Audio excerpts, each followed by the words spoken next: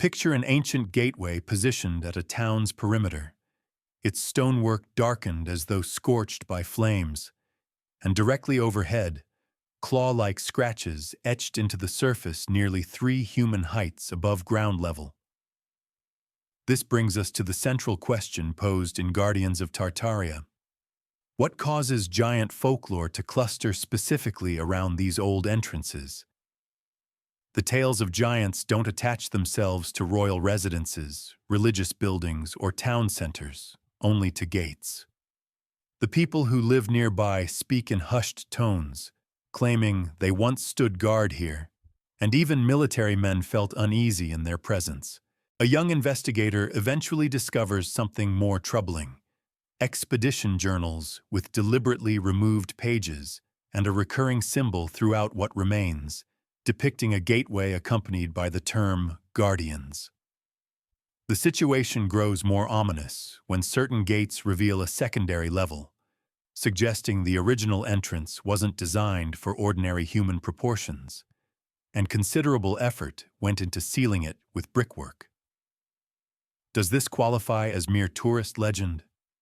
Or did someone ensure we'd pass these structures daily without recognizing their actual purpose? Assuming the Guardians of Tartaria are purely mythical, why do ancient gateways across different cities and nations repeat identical narratives? My investigation didn't begin with giants in mind.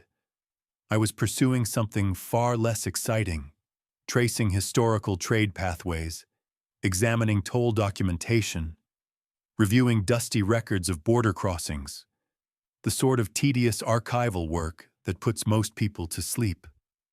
Everything shifted when I encountered the gate itself, situated just beyond a modest Central European town, the type of location tourists bypass without a second thought, a place seemingly abandoned by history or deliberately erased from it. The stone appeared almost black in certain areas, as if exposed to intense heat, and the dimensions felt fundamentally incorrect, not like a medieval craftsman miscalculated, but as though the structure served someone entirely different. The entrance stretched nearly 5 meters upward, with the handle positioned at chest level for someone exceeding 2 meters in height. And there, just beyond normal human reach, deep grooves were carved into the stone 3 human heights up. When I questioned the residents, an elderly woman showed barely any reaction, simply shrugging her shoulders and stating, quote, "2," as though no further explanation was necessary, as though this knowledge had always existed. She said guardians, not military personnel, not royalty, not aristocrats passing through on horses. Guardians. Subsequently, I located the identical term in expedition documentation from the 1880s, where a German researcher had catalogued numerous such gates throughout what was labeled the Eastern Territories at that time. His journal contained measurements that defied logical explanation: door frames rising impossibly high, stair steps too elevated, interior passages that seemed engineered for larger occupants. And this is the moment my unease intensified. Certain pages had vanished, not deteriorated through age, not damaged by moisture, not consumed by fire, but cleanly excised, deliberately extracted as if someone had used a blade to lift evidence from the book. And in the margins of surviving pages, the same symbol appeared repeatedly: a simple archway, a gate, and alongside it, that single word: guardians. Initially, I convinced myself it was meaningless, just ancient folklore clinging to ancient stonework, the kind of narrative people attach to anything old until repetition makes it feel authentic. Then I examined the photographs, not artistic renderings, not legends transformed and reshaped across centuries, but actual photographs. Cartes de visite from the 1860s and 1870s. Formal portraits captured at these precise locations. And within some of these images were figures that didn't conform to our reality. Men positioned beside the doorway, yet the doorway doesn't dwarf them the way it should. The proportions function correctly. The scale makes perfect sense, as though the gate had been constructed for someone of exactly that size. Not 8 feet tall, not 12, but large enough that contemporary doorways would feel constricting. Large enough that modern staircases would seem like furnishings designed for children. I attempted to dismiss it all, attributing it to photographic trickery, forced perspective, the usual comfortable explanations. But forced perspective doesn't account for why identical proportions manifest in gates spanning Germany, England, and the American Midwest. It doesn't explain why local folklore told in supposedly isolated communities circles the same concept of tall figures at thresholds, watchers at gates, guardians who stood where regular soldiers feared to position themselves. And it certainly doesn't explain something even stranger. Someone invested considerable effort in sealing the second level, because on certain gates, the oldest ones, those that haven't been renovated into postcard-perfect historical attractions, there exists another entrance positioned higher up, blocked off with newer masonry, concealed behind centuries of climbing vines, soot, and abandonment. An entrance that wasn't built for us. I've dedicated 6 months to following this thread, and what began as simple curiosity has transformed into something more substantial, something that invades my thoughts during the night and refuses to depart. Because the pattern proves too consistent to ignore. The gates appear in identical types of locations: city perimeters, trade crossings, strategic bottlenecks, places constructed to regulate movement, and the legends cluster around matching themes involving guardians, watchers, authority positioned at thresholds. The measurements repeat within the same range consistently across cultures that supposedly never shared a single story. And everywhere I investigate, fragments are absent. Archives have been reorganized, photographs misfiled, structures renovated until the original configuration disappears, replaced by something safer, smaller, easier to rationalize. So here's the question that won't release its grip. If the guardians never existed, why do the gates persistently tell the same story? If this amounts to nothing more than folklore, why does someone continue editing the historical record? And if these entrances were always intended for people matching our size, then why do they convey the impression they're waiting for someone to return? The elderly woman's statement lingered with me longer than it should have. Quote 3 spoken like stating an obvious fact, like informing someone the sky is blue. So I began gathering the stories, not from published books, since those had been edited, rewritten, and corrected across centuries, but directly from people still residing near the gates, those whose grandparents transmitted information that never entered official documentation, and what I uncovered was disturbing. The legends weren't scattered randomly. They weren't arbitrary folk tales attached to random stonework. They clustered tightly, consistently, almost systematically around very particular places. Gates, toll stations, guard posts, city boundaries, always the edges, never the center. An aging farmer in Bavaria spoke of, quote 4, the tall one, who allegedly stood at his village's eastern gate until the forgetting time. Though he couldn't specify when that occurred, nobody could, but the phrase had been transmitted through his family for 4 generations. A retired teacher in Yorkshire described, quote 6, a figure so tall that children received warnings never to look upward when passing through the old Roman gate after dark. Quote 7, the rhyme cautioned.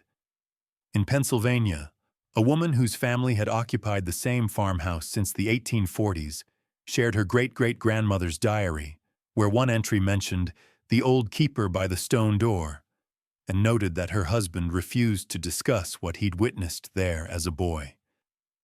3 countries, 3 languages, 3 collections of stories that had never intersected, yet one pattern emerged. So I started mapping them, beginning with pins on a board, then developing a proper database recording location. Earliest documented mention, keywords related to the gates, physical characteristics, and how locals described the sensation of standing there. And that's when genuine dread settled in. Because the stories didn't just gather around any gate, they gathered around gates sharing identical physical traits. Oversized proportions, unusual stonework, and evidence of modification. Arches filled in, second levels sealed. Original hardware removed and replaced with something smaller, as if someone had systematically moved through these sites one by one, making adjustments. The legends also shared something else. A feeling, as everyone I interviewed described the same unease when standing near these entrances. Not panic, not the kind of fear you can easily explain, but something more ancient. The sense of being watched by something that wasn't there anymore, or wasn't there yet. One phrase kept surfacing in the oldest accounts, appearing across languages that shouldn't share a common root for it. They stood so that we could pass, stood in past tense, not they stand, not they will stand. They stood as if the storytellers knew, had always known, that the guardians were already gone, that what remained was the architecture of their absence. Gates built for bodies that no longer walked through them. Thresholds still waiting for footsteps that stopped coming. I brought the pattern to a folklorist who dismissed it immediately, claiming confirmation bias. You're seeing what you want to see. And perhaps she was right. But confirmation bias doesn't explain why the gates themselves match the legends. It doesn't explain why the measurements align. And it doesn't explain why, when I asked her about the sealed upper entrances, she abruptly changed the subject. The legends aren't proof of anything, but they're pointing somewhere. And in what follows, we go where they point, toward 3 gates on 3 continents that share details no folklore should be capable of inventing. Folklore can travel. Stories move with traders, soldiers, immigrants. A legend born in one valley can surface 3,000 miles away within a single generation. That's what I told myself. But then I visited the gates personally. Not through photographs this time, not via second-hand accounts. I stood directly in front of them, measured them, placed my hands on the stone, and the explanations stopped functioning. The first gate was located in Germany, a small town near the Czech border. Officially, the structure dated to the late 1600s, but the foundation stones were older, significantly older. Local records mentioned a reconstruction following a fire, yet no other document in the town archive confirmed that fire ever occurred. The doorway measured 4.2 meters high. The original iron hinges, still visible beneath later additions, were mounted at 2.8 meters, and the threshold stone showed wear consistent with centuries of foot traffic. But the wear was concentrated in the center, while the sides remained oddly untouched, as if people had walked through single file, avoiding the edges, or as if whatever usually passed through filled most of the width. The second gate was in England, a market town in the Cotswolds. Different architecture, different century, different culture, yet the same proportions emerged. The doorway 4.4 meters, the hinge mounts 2.7 meters. The wear pattern centered again with clean stone along both sides, and I measured twice, then measured a third time. The numbers matched within centimeters. The third gate was the one that broke something inside me, located in rural Ohio, a structure everyone called the Old Toll House.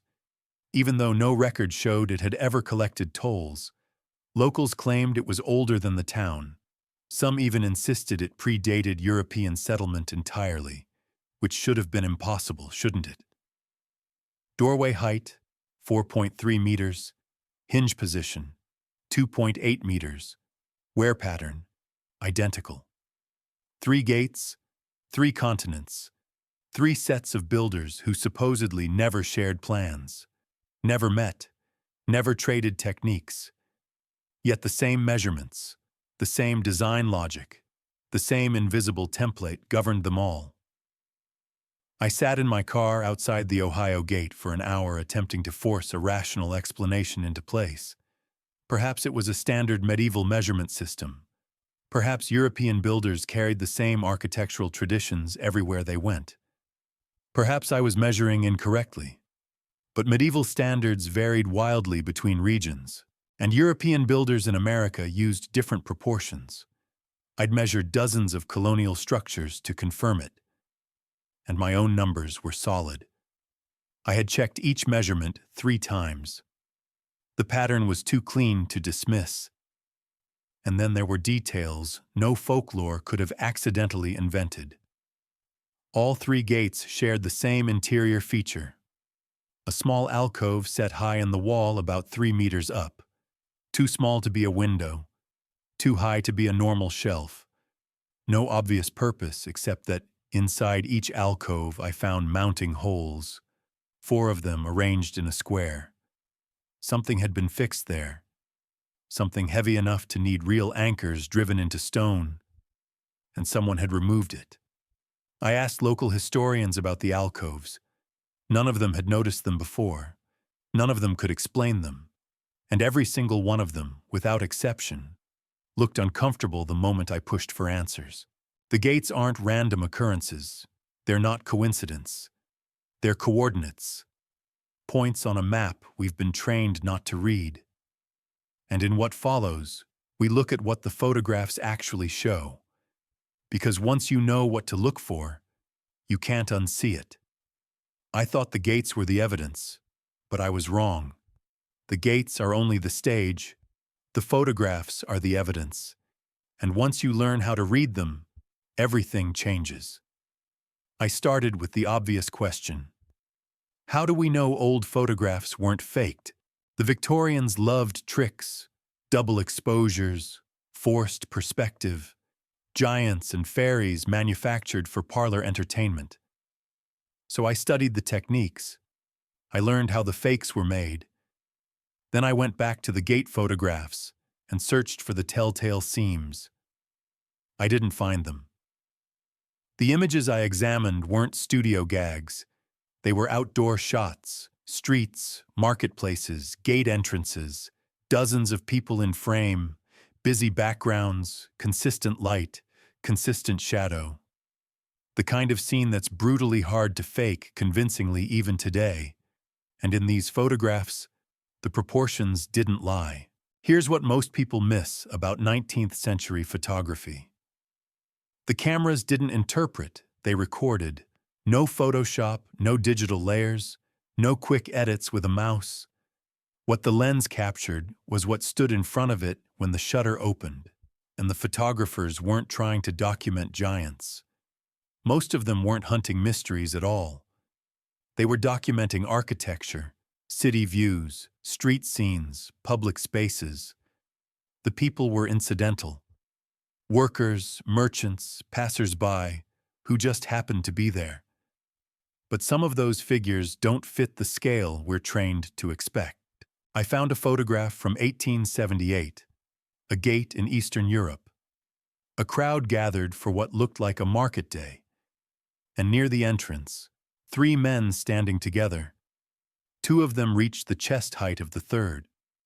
Not children, but men, bearded adult proportions, standing next to someone who towered over them by nearly a meter. And the tall figure wasn't posed dramatically. He wasn't centered. He wasn't framed like a circus attraction. He was just there, part of the crowd, as if his presence was ordinary. Then I found another photograph from 1865.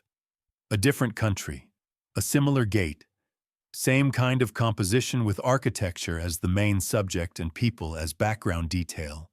And there, near the edge of the frame, was a figure whose head almost reached the top of a doorway that measured over 4 meters high. The official explanation would be perspective distortion. The figure was closer to the camera, so he only looked larger. but the shadows don't support that. The body proportions compared to nearby objects don't support that, and the wear patterns on the threshold he's standing on match. What I measured at the other gates, centered, heavy, used as though something big passed through repeatedly. He wasn't floating closer to the lens. He was standing at the entrance, full scale. No obvious tricks. And this is where it gets dangerous, because once you see the pattern in one photograph, you start seeing it everywhere. A figure too tall in a crowd. A doorway that suddenly makes sense when one specific person walks through it. Furniture in the background that seems oversized until you notice who's sitting in it and how easily they fit. And then you have to ask yourself the question nobody wants to ask. Am I finding evidence, or am I losing my grip on reality? I've asked myself that every day for 4 months. But here's what keeps me searching. The photographs aren't random. The tall figures appear in specific contexts, near gates, near official buildings, near the places where movement was controlled and decisions were enforced. Never in fields, never at family gatherings, never in private rooms where nobody is watching, always where power was exercised, always where someone needed to stand guard. And in what follows, we confront what that pattern implies, and why a name that once covered half the world's maps has almost completely disappeared. I need to tell you about a word that used to sit on the biggest maps of the world. A word that once covered more land than most empires were taught about in school. Tartaria. Open a map from 1700 and there it is, stretching from the Ural Mountains to the Pacific Ocean. A landmass larger than Europe and China combined, labeled clearly, described in detail, mentioned in diplomatic letters, trade agreements, and exploration journals. Now open a modern atlas and it's gone. Not renamed in a clean, traceable way. Not neatly divided into new countries with a clear paper trail, just erased as if it never existed at all. I first ran into the word in the margins of those expedition notes. The ones with missing pages. The German researcher had written Tartarisches Tor beside one of his gate sketches. Tartarian gates. And at first I assumed it was a mistranslation, an old term for something Mongolian perhaps, a label that had simply aged out of the language. But then I started tracking the name through map history, and what I saw disturbed me more than anything I'd found so far. In the 1500s, Tartaria appears on almost every European map, not as a blur, not as a guess. Major cities are labeled, routes are drawn.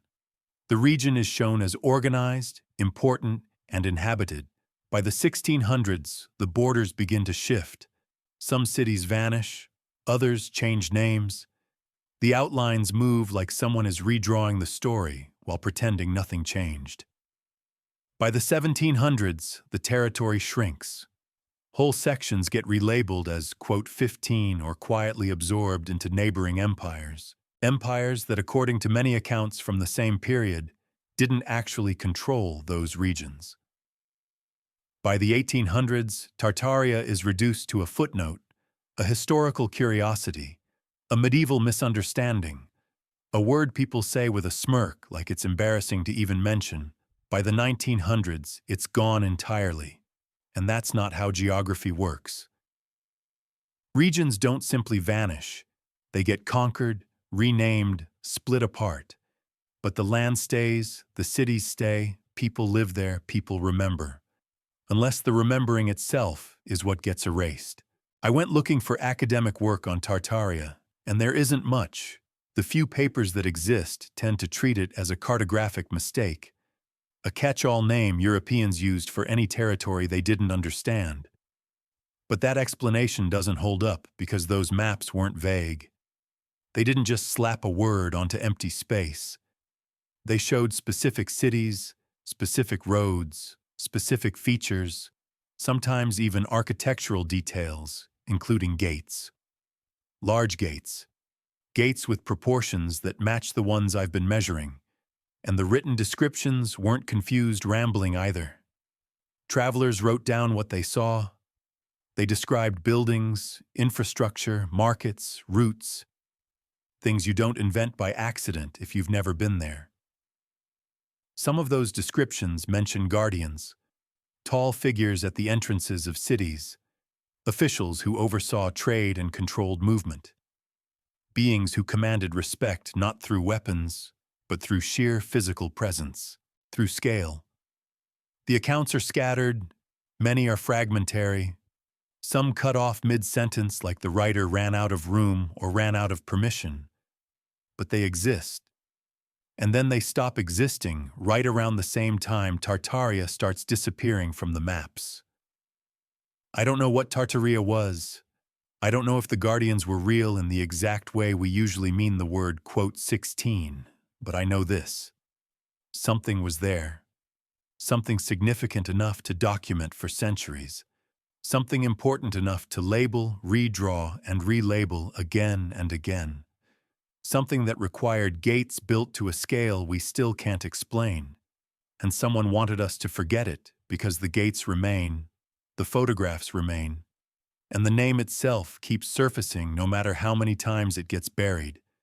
And in what follows, we move from maps to meaning, because if the Guardians existed, they weren't just standing at gates. They were guarding something. We need to stop and ask a simple question. Why gates? Not walls, not towers, not fortresses, castles, or palaces, but gates. If you wanted to show power in the ancient world, you usually built upward. Height meant dominance. Temples reached toward the sky. Castles loomed over valleys. Kings sat on raised thrones so everyone had to look up. But gates are different. Gates are power in a straight line. They don't exist to impress. They exist to control. A wall keeps everyone out.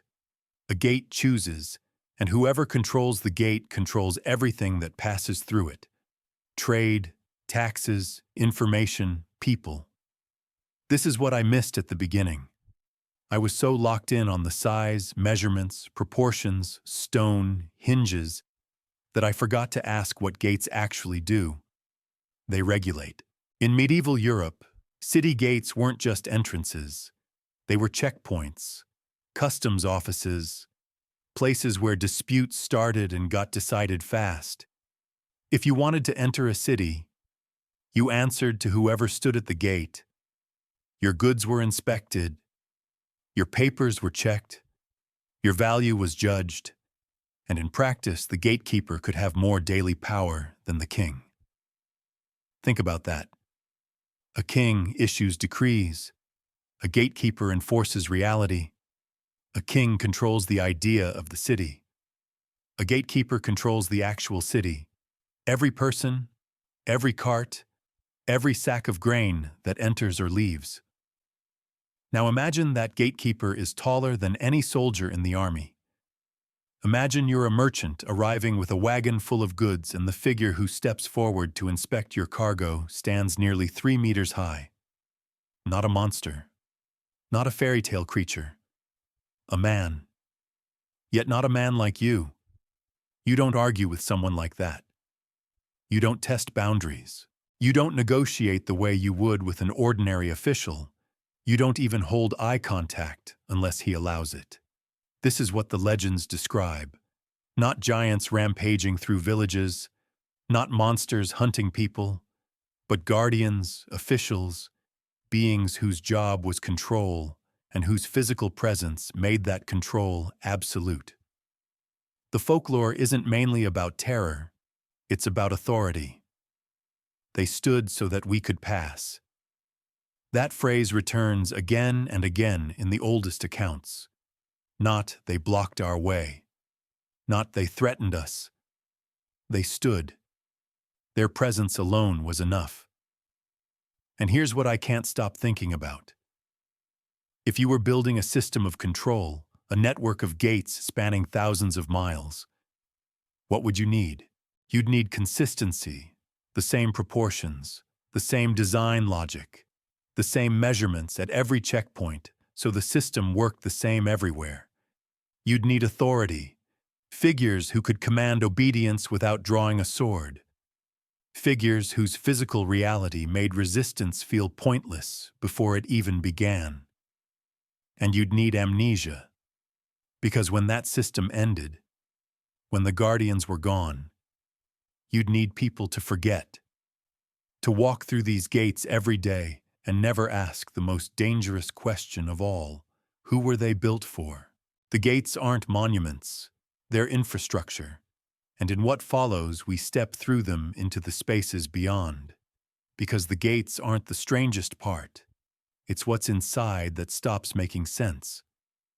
I assumed the gates were exceptions, grand entrances built to impress, ceremonial thresholds meant for parades and special days, the kind of architectural exaggeration every culture uses once in a while. But then I went inside. The first building I entered was a former administrative hall in a small German town. The gate led me there. Same proportions, same measurements, same local story. Decades ago, officials had converted the place into a museum. The exhibits were forgettable, but the building was not. The main corridor stretched nearly 5 meters high. Not a ballroom, not a cathedral nave, just a corridor, a hallway people used to get to other rooms. I measured the stair risers. 28 centimeters, nearly twice the modern standard. Climbing them didn't feel like stairs. It felt like stepping up a ladder, one heavy move at a time. Then I checked the handles. 140 centimeters, comfortable for someone well over 2 meters tall, awkward for everyone else. And these weren't decorative doors meant for show. They led to offices, storage rooms, back areas, the boring spaces where real work happened every day. I tried to explain it away. Aesthetic choice, Baroque grandeur, architectural ego. But Baroque buildings don't keep the same grand scale in their service corridors. They spend their effort on public rooms and cut corners everywhere else.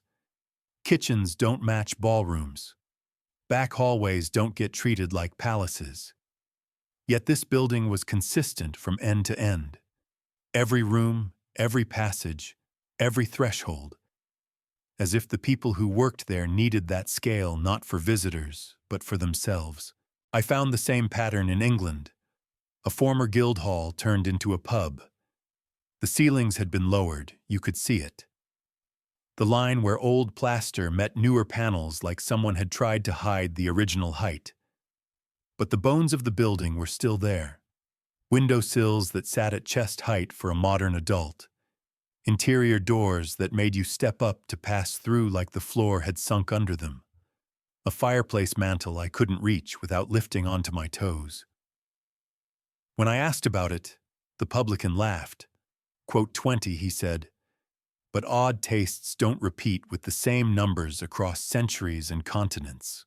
In Ohio, I found a former courthouse with the same proportions, same stair risers, same handle heights, same ceiling clearance that made the rooms feel oddly empty even when they were packed with people. The building had been renovated in the 1920s. Floors were raised, doorways narrowed, drop ceilings installed to hide the original heights. But in the basement, where nobody bothered to adjust anything, the older proportions survived. I stood down there for 20 minutes, just standing, feeling the space. And it didn't feel like a building designed to impress visitors. It felt like a building designed to be used by someone every day. The same someone who passed through the gates. And this is what changes everything. Gates can be explained away. You can call them ceremonial, symbolic. You can say they were built to make entering a city feel important. But interior corridors, stair risers, door handles, back offices, these aren't built for symbolism. They're built for function, for bodies that need to move through space, for legs that climb stairs, for hands that reach for handles without thinking. These measurements aren't accidents. They're ergonomics. And in what follows, we look at who these spaces were built for without leaning on legend or folklore. A profile reconstructed from the architecture itself. I've spent months avoiding this section, because the moment you start describing who the guardians were, you cross a line. You stop being a researcher who only asks questions, and you become someone who sounds like they're making claims. But the evidence is piled up. The pattern is too consistent, and staying silent now feels more dishonest than speaking. So here's what the architecture tells us. The door handles suggest a comfortable reach of roughly 140 to 150 centimeters. On a proportional human body that points to a standing height of roughly 240 to 270 centimeters, between 8 and 9 feet tall. Not fairy tale giants, not mythic titans, just larger, consistently, noticeably larger. The stair risers suggest legs about 40% longer than the modern average. The ceiling clearances suggest a preference for at least a full meter of open space above the head. The same invisible comfort zone most people want without even realizing it. The gates suggest a shoulder width around 120 centimeters, broad, imposing, but not monstrous. Put it all together and a profile appears. Tall, wide, proportional, built like humans, just scaled differently. The kind of beings who would stand out in any crowd but wouldn't look wrong, just more. The photographs support this. The figures I've identified don't have warped proportions. Their heads aren't tiny. Their limbs aren't stretched or distorted. They look like people. They just don't look like us. And here's the thought I can't shake. They had lives. If the guardians existed, if they stood at gates, worked inside those buildings, moved through those corridors, then they weren't statues planted for show. They were beings with routines, with meals, with habits, with the same daily boredom every working person understands, maybe even families. The oldest accounts hint at this. A Bavarian legend mentions, quote, 21 bringing him food at the gate. An English parish record from 1743 references, quote, 22 enrolled in a local school, and notes they required special seating. These aren't monster stories. They read like people living among people, doing jobs, raising children, taking up space in a community until they didn't. And the profile isn't only physical, it's functional. The guardians appear where authority is exercised.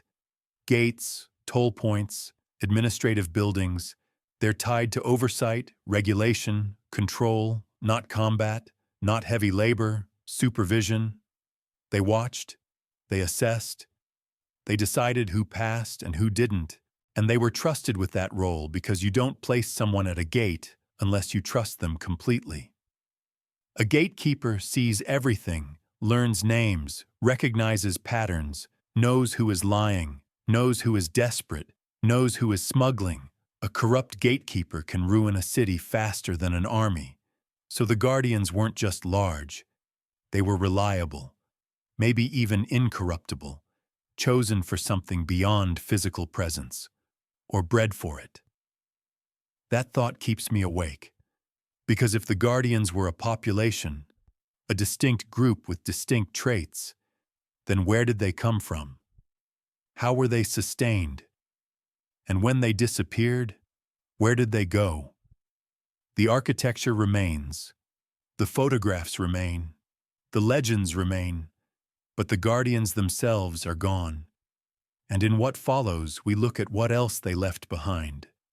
Not buildings, not stories, but objects, artifacts sitting in museum basements with labels that don't quite fit.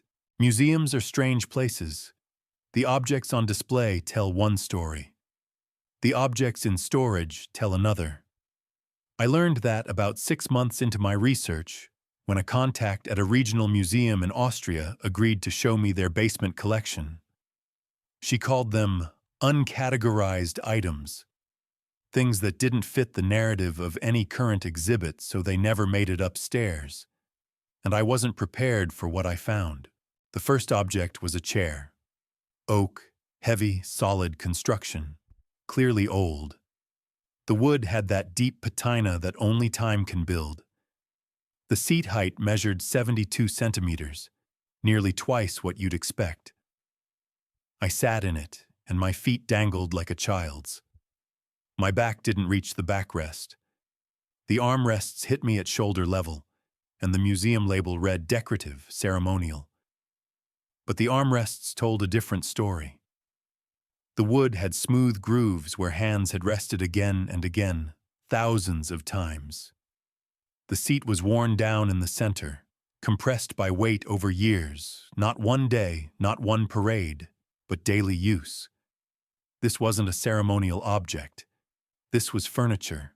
Someone lived in it. Someone much larger than me. The second object was a writing desk. Same wood, same patina, same impossible scale. The writing surface sat at 95 centimeters, about standing height for a modern adult. The drawer handles were positioned, so you had to reach up to open them. And there was a chair that matched it. An actual matching chair. Same oversized proportions, same worn surfaces, same marks left by routine, and the label said, administrative furniture, possibly theatrical prop, 18th century. Theatrical prop. A prop made from solid oak with hand-forged iron fittings built to last and worn like it had served someone for decades. Then I found the third object, and something in me shifted. It was a tool, simple, handheld, like a large awl or a leather punch. The handle was wrapped in a material that had hardened with age, but the shape was still clear. The grip required a hand nearly twice the size of mine. I picked it up, or tried to. My fingers couldn't close around it properly. The balance felt wrong for my arm length. Using it for more than a few minutes would have exhausted me. But someone had used it. You could see it in the wear. The handle had been shaped by a palm. The tool had been gripped, worked, and depended on over and over by someone with hands I couldn't picture without forcing my brain to stretch. I asked my contact about these objects. Where did they come from? How did they end up down here? She didn't know. The acquisition records were vague, single words, empty labels. Quote 26, quote 27, quote 28, no details, no proper trail, no origin story you could verify. Just objects that didn't fit. Stored where nobody would ask too many questions. And it wasn't only this museum. I've seen similar items in auction catalogs. Oversized antique chair, origin unknown. Large-scale desk, possibly custom commission. Same descriptions, same safe language, same refusal to say what your eyes can already see. The objects exist. They're physical, they're real, but we've built a framework of denial around them. Ceremonial, decorative, theatrical, anything except the obvious. And in what follows, we confront what happened to the record itself. Because the artifacts weren't just hidden, the documentation was destroyed. I wanted a clean line, a clear chain of evidence, documents that led to other documents, archives that backed up what the photographs showed, a trail I could follow from the gates to the guardians to whatever came before. That's not what I found. What I found were holes, gaps, absences so consistent they couldn't be accidents. The first hole appeared in Germany, a regional archive that supposedly held the municipal records from the 1700s. I requested anything tied to gate administration, toll ledgers, checkpoint logs, staffing lists, personnel papers, anything that might name who worked at the city entrances, and the archivist was apologetic. Those files were reorganized in 1895, she said. Much was lost in the process, lost during a reorganization. Then I heard the same story in England. A county record office had transferred its holdings to a central repository, in 1923. Significant portions were damaged during transport, and the damaged portions just happened to include anything related to gate operations before 1800. In Ohio, the courthouse I'd measured had experienced a filing room fire in 1901. The fire destroyed exactly one category of documents: personnel records from the building's first 50 years. And that was the moment I stopped believing in coincidence, because the pattern was too precise, too clean, too surgical. The fires and floods and reorganizations always hit the same kind of material: administrative records, staffing files, payroll lists, duty rosters, anything that might have named names, described bodies, documented who actually worked in those spaces. The buildings survived, the photographs survived, even some of the artifacts survived. But the paperwork, the connective tissue that would make the whole picture snap into focus, was missing. So I started tracking the gaps themselves. When did they happen? Who authorized the reorganizations? What exactly was listed as damaged? Where did the materials go after they were removed?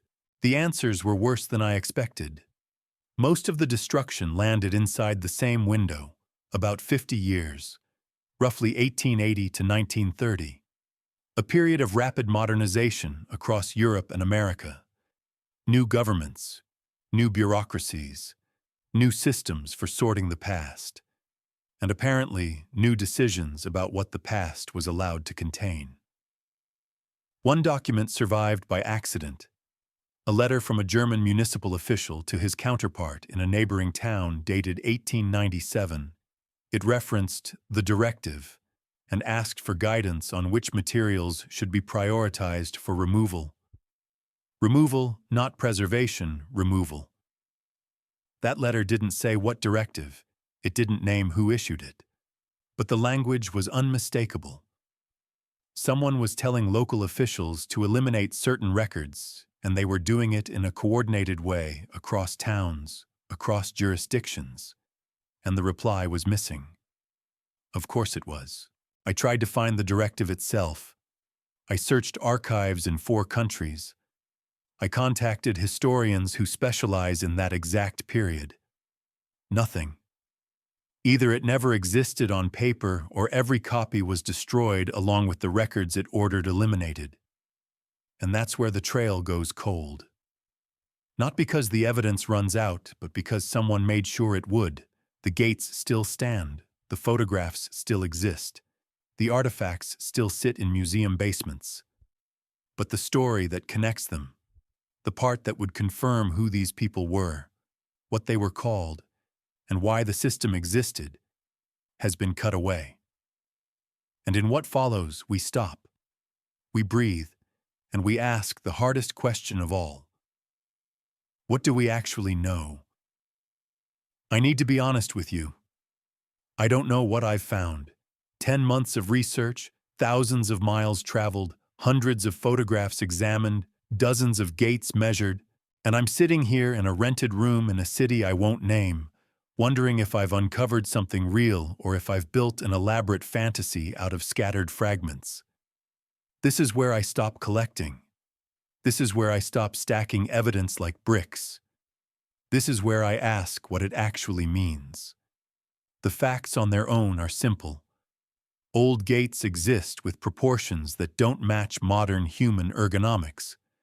Photographs from the 19th century show figures whose scale doesn't match the people around them. Artifacts sit in museum basements with labels that explain nothing, and records have been removed systematically across multiple countries inside a narrow time window. Those facts are real. I've verified them myself. I've touched the stone. I've held the objects. I've stared at the photographs until my eyes ached. But facts don't interpret themselves. The same evidence that suggests guardians could suggest something else entirely. Architectural fashion, optical tricks, bureaucratic incompetence, 100 ordinary explanations that don't require rewriting history. I've considered all of them, and none of them fit. Architectural fashion doesn't explain why the same proportions appear in buildings with no meaningful contact. Optical illusions don't persist across dozens of photographs taken by different people in different decades in different places, yet producing the same type of impossible scale.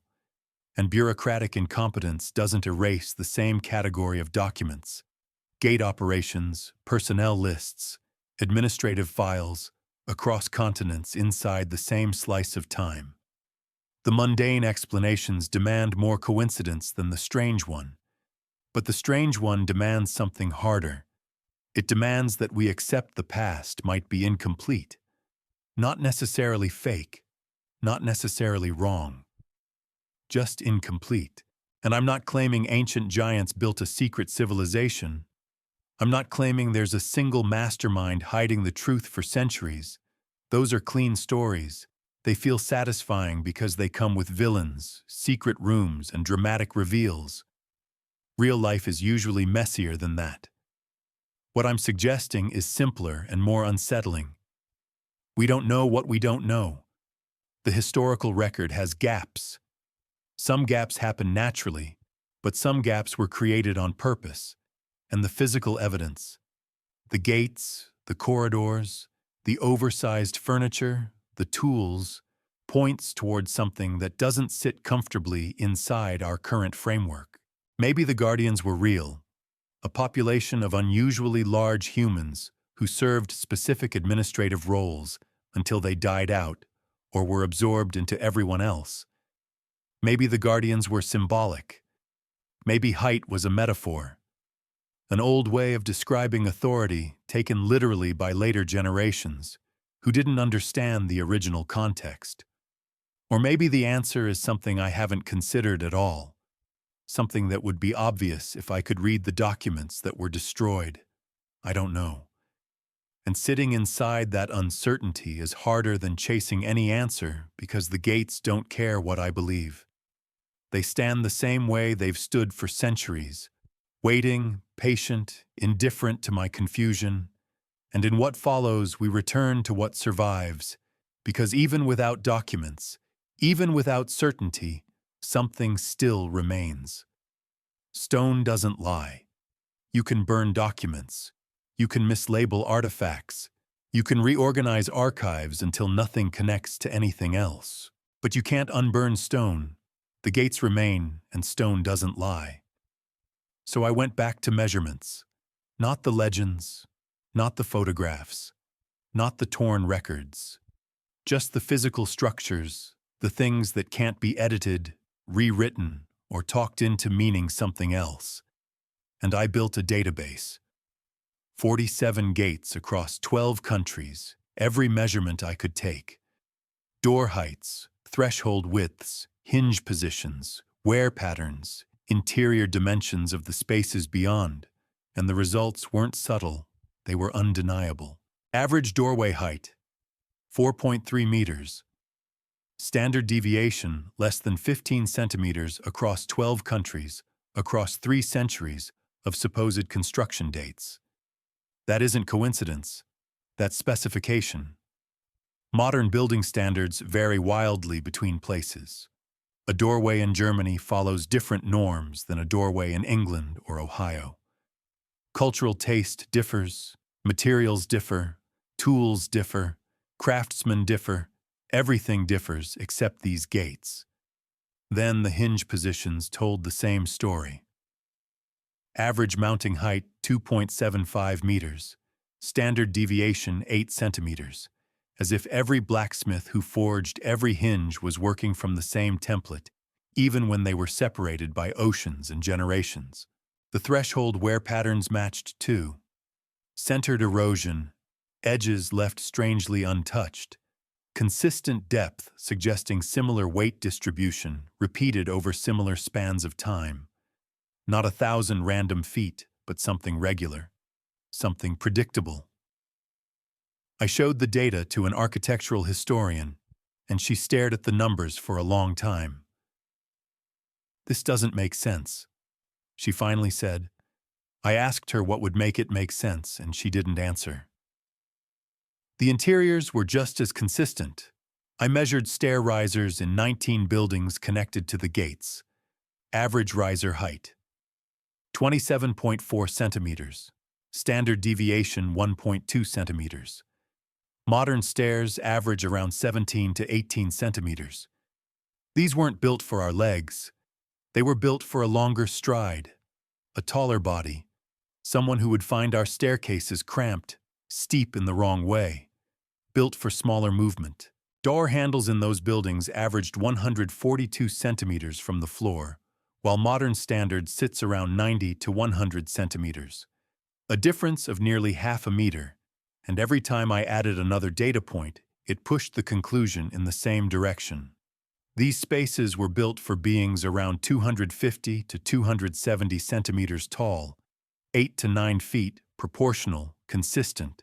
Not one gate, not one building, but 47 gates, 19 interiors, 12 countries. The same invisible standard, the same design logic, the same handwriting stamped into stone and wood. Then I laid the photographs beside the measurements. The figures I'd flagged, the ones that seemed too tall, fit the architecture perfectly. Their reach matched the handle heights. Their scale matched the stair risers. Their headroom matched the ceiling clearances. Suddenly, the buildings didn't feel oversized for grandeur. They felt correctly sized for whoever they were meant to serve. Side by side, the evidence becomes heavy. Not because any single piece proves everything, but because everything points in the same direction. The stones survived, the proportions survived. Whatever the truth is, it's still embedded in the thresholds, the hinge mounts, the worn steps. You just have to measure it.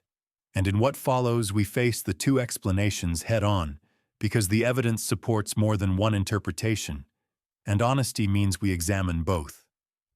I've been accused of believing too much.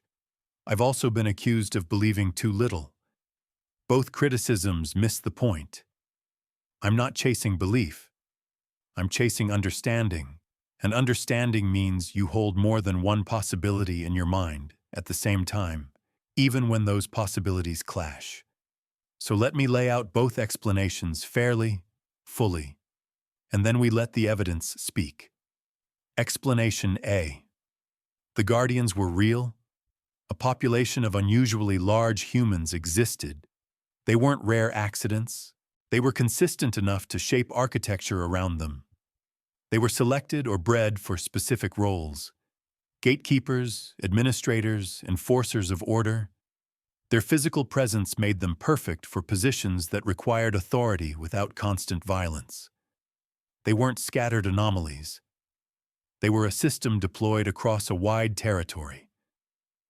Maybe the territory once labeled Tartaria, placed at gates, checkpoints, and administrative centers, woven into a network of control that could stretch for thousands of miles. Then the system collapsed. War, disease, political upheaval, or something we haven't even named. And after that collapse, the Guardians disappeared, and the people who inherited their infrastructure had reasons to erase them, to deny they ever existed, to rewrite history around an absence. The gates remained because you can't demolish everything. The photographs survived because not every image was identified, collected, and destroyed. The artifacts endured because museums are huge, storage is messy, and record-keeping is never perfect. But the paper trail was eliminated, systematically, deliberately, inside a narrow window of time. That's explanation A. Explanation B. The Guardians were symbols. Oversized architecture has always been a language of power. The gates weren't built for large people. They were built to make normal people feel small, to project authority, to intimidate anyone who approached. The consistent measurements reflect not a population of giants, but a shared design language, a vocabulary that spread through trade, conquest, and cultural exchange. Builders copied builders, standards emerged, the proportions repeated because they worked as intimidation, not because they fit real bodies. The photographs are perspective distortions, misidentified individuals, the human brain seeing patterns where none exist. The tall figures are normal people caught at odd distances, captured by imperfect cameras in imperfect conditions. The artifacts are ceremonial, decorative, commissioned by wealthy patrons who wanted oversized furniture as a status symbol. The wear patterns are real, but they came from generations of normal-sized people using them in odd ways, not from a single owner of unusual size. And the missing records are coincidence, war, fire, clumsy bureaucracy. The 19th century was chaotic. Archives were moved, neglected, and lost. Disasters happened everywhere. That's explanation B. I've lived with both explanations for months, and here's what I've concluded. Explanation B asks for more coincidences than explanation A to accept B. You have to believe identical measurements appeared again and again across places with no direct connection. You have to believe wear patterns that suggest large bodies were created by small ones. You have to believe dozens of unconnected local legends invented the same idea in the same places tied to the same kind of structures.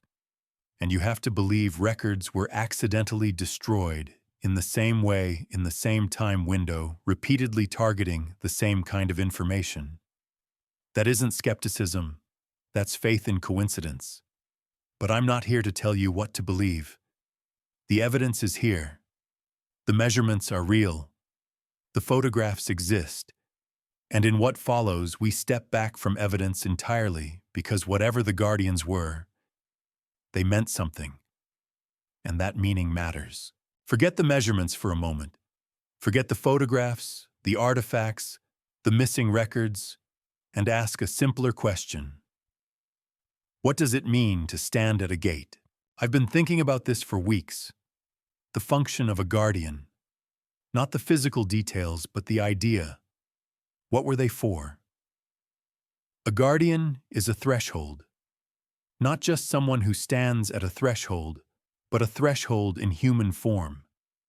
The point where one world meets another, where outside becomes inside, where a stranger becomes a guest or stays a stranger. Every culture has a version of this figure.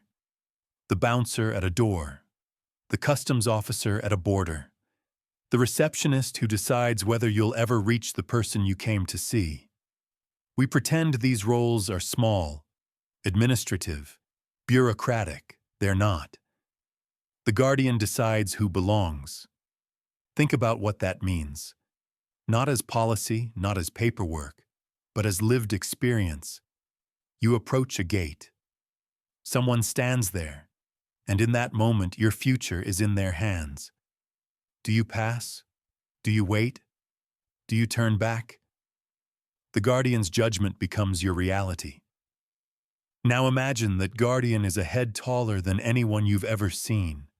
Broader, more imposing, not openly threatening, just undeniable. A physical fact you can't argue with. You don't question someone like that.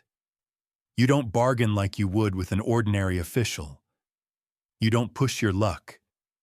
You accept the decision because the presence itself makes resistance feel absurd. This is power without violence, authority without debate, control that doesn't need punishment because it rarely needs to be tested. Maybe that's all the guardians ever were. Symbols made flesh. The abstraction of law and order given a body, because every society at some level wants authority to feel real, not just written on paper. A gate without a guardian is just a hole in a wall. A gate with a guardian is a message. Someone watches, someone decides, someone remembers. But here's what haunts me. Symbols don't wear grooves into stone. Symbols don't need chairs built to impossible specifications. Symbols don't leave thumb-worn patterns on tool handles. The idea of a guardian doesn't require 4.3-meter doorways. Something real did. Maybe the guardians were both, real beings and then later symbols. A population that existed and then vanished, leaving behind stories that grew larger than the truth, because that's what memory does when it loses details. Or maybe the symbols came first, and somewhere, somehow, someone decided to make them real, to build the architecture before the bodies that would fill it, to carve space for guardians and then find or make beings to occupy that space. I don't know which possibility disturbs me more, but I know this. The gates weren't built for no one. Stone doesn't shape itself. Measurements don't repeat across continents by accident. Infrastructure doesn't spread that far without purpose.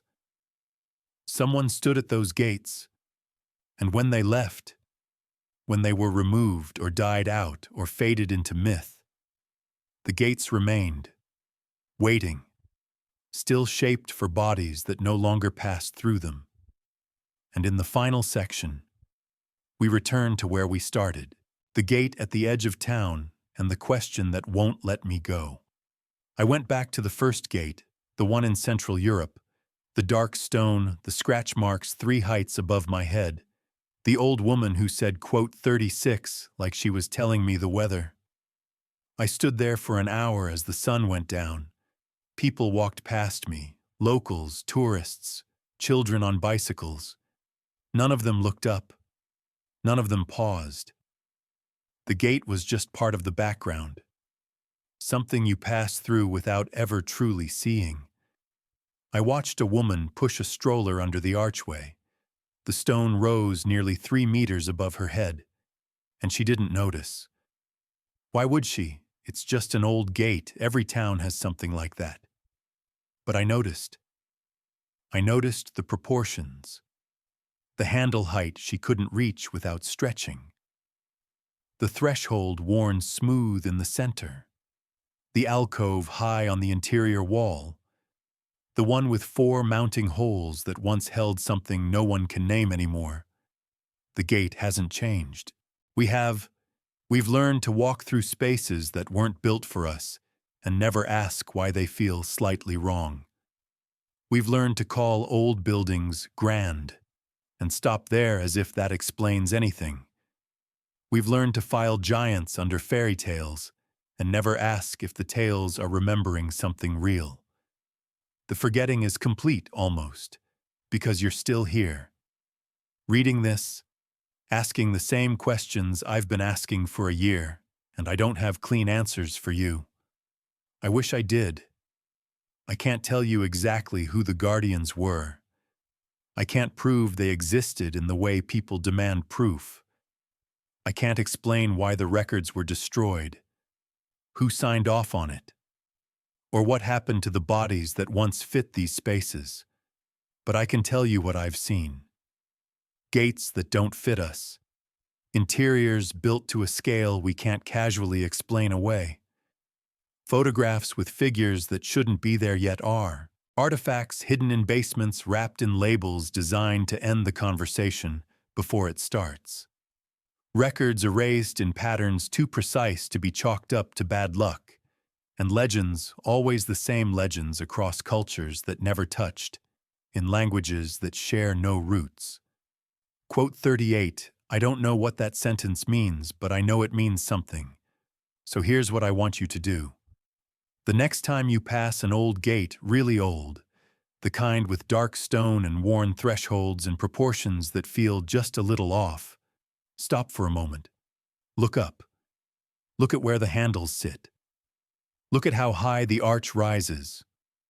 Look at the worn center of the threshold, and ask yourself what kind of movement made that pattern. Ask yourself why the doorway climbs so far above your head. Ask yourself who it was built for.